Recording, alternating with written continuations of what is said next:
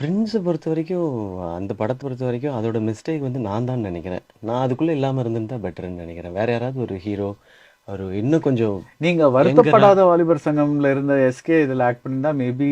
அது அந்த டைம்ல மேபி ஒரு பிகினர் இல்ல ஒரு அப்கமிங்ல இருக்கிற ஒருத்தர் வந்து அத பண்ணியிருந்தா, இன்னும் கொஞ்சம் ஈஸியா ரிசீவ் பண்ணியிருப்பாங்கன்னு நெனைக்கிறேன் நானு.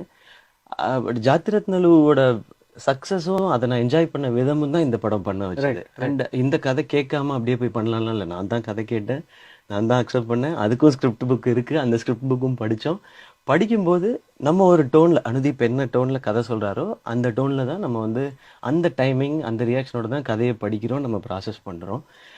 பட் அது எடுக்கும்போது எதர் எனக்கும் அவருக்கும் இருக்கிற வந்து அந்த லாங்குவேஜ் கேப்பா, இல்ல ஸ்கிரிப்டுக்குள்ள கான்ஃப்ளிக்ட் ஸ்ட்ராங்கா இல்லாதது ரீசனா? ஸ்ட்ராங்கர் கான்ஃப்ளிக்ட் இதுல இல்லாம போயிடுச்சோ? இப்படி நிறைய தாட். நான் உங்க லாஸ்ட் டைம் நீங்க என் படத்தை என்னை நீங்களே ரிவ்யூ பண்ண வச்சு அது இன்னும் வந்து போயிட்டு இருக்கு.